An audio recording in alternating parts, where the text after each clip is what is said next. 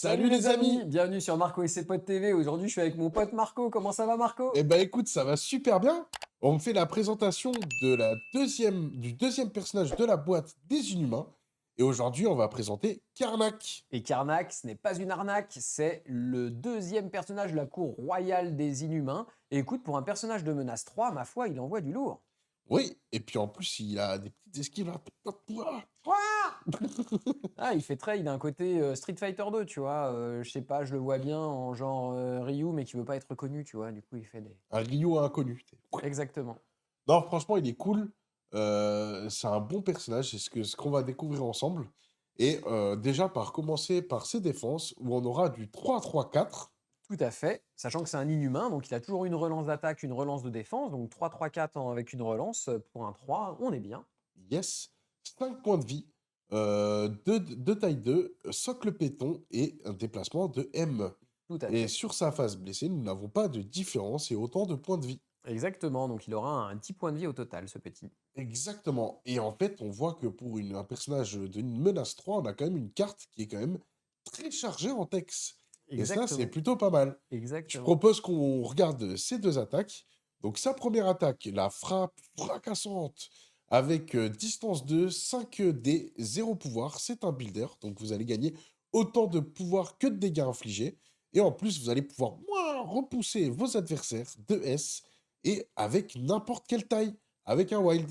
Exactement, donc c'est en repoussant, mais c'est n'importe quelle taille, donc vraiment c'est très sympa, et avec la relance d'inhumain, vous avez 58% de chance de sortir votre wild. C'est une attaque qui est une attaque physique, comme toutes les attaques de ce personnage. Et c'est pas négligeable.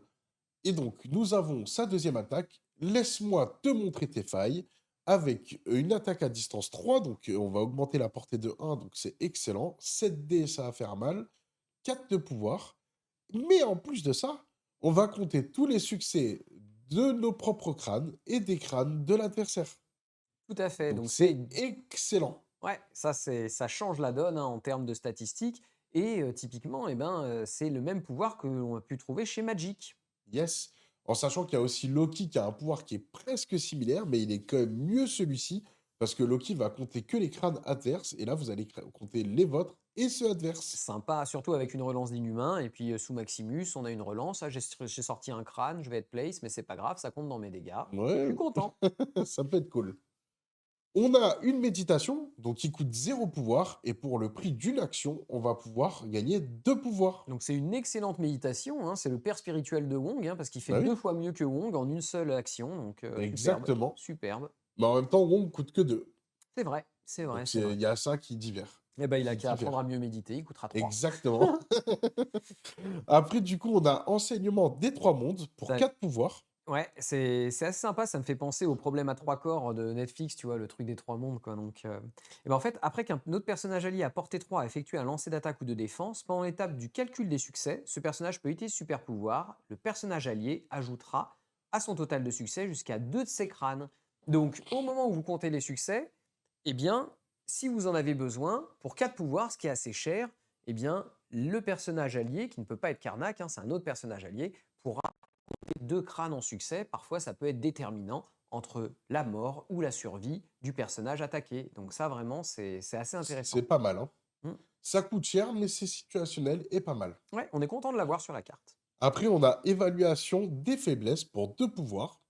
Après qu'une attaque contre ce personnage a été résolue, ou après que ce personnage a résolu une attaque, il peut utiliser super pouvoir, ça va nous permettre de placer un pion faiblesse sur la personne qui nous a attaqué ou sur la personne qu'on a attaqué, soit le placer, soit le déplacer s'il y avait déjà un pion faiblesse sur le terrain, parce qu'il peut y avoir qu'un seul pion faiblesse en même temps sur la table. Alors à quoi sert ce pion faiblesse, Marco?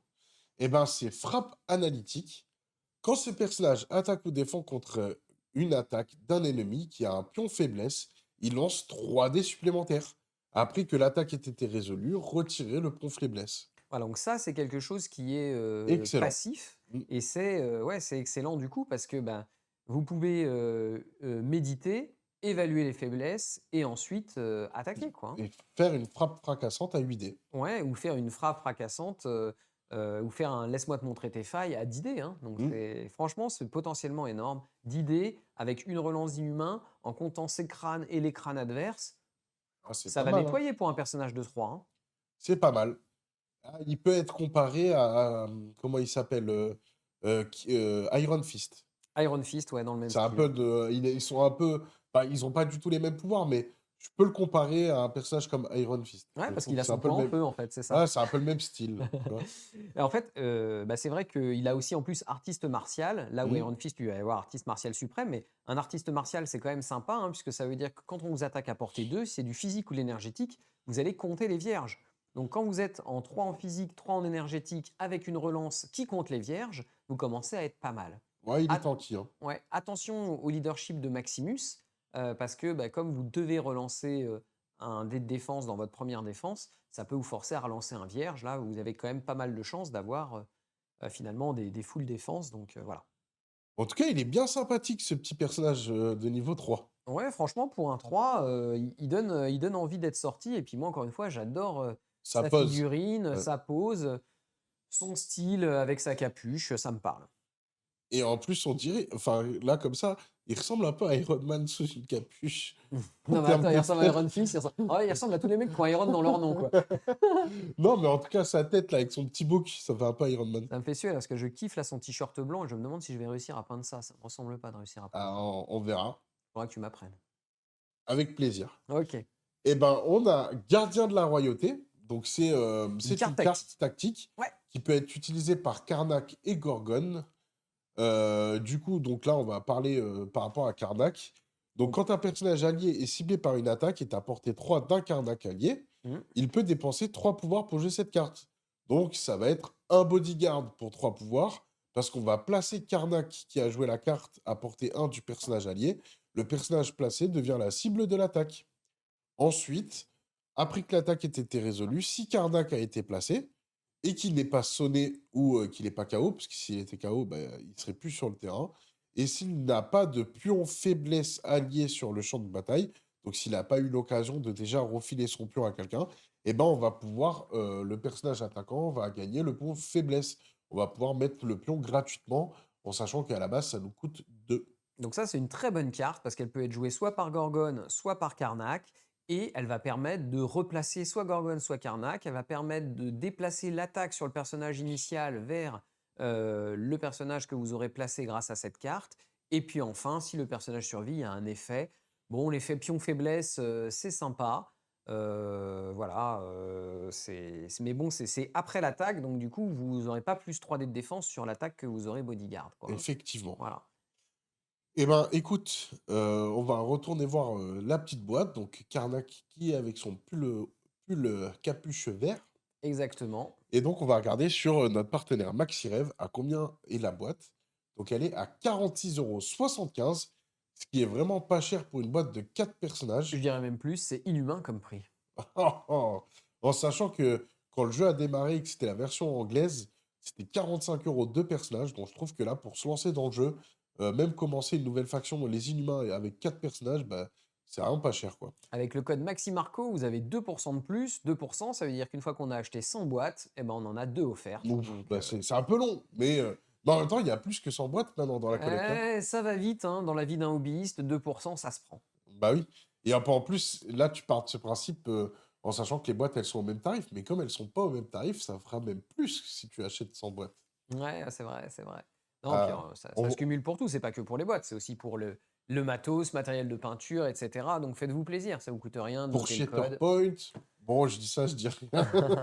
En plus, nous, ça nous rapporte rien, c'est vraiment pour le plaisir. Oui, et maintenant, il y a un nouveau programme de fidélité chez MaxiRev où vous cumulez des points en achetant des boîtes et quand vous arrivez à 1000 points, bah, vous pouvez avoir 10 € en bon d'achat, donc c'est toujours ça de prix, en sachant que vous pouvez gagner des points en mettant des commentaires sur les articles, etc. Il y a plein de façons de gagner des points à votre anniversaire.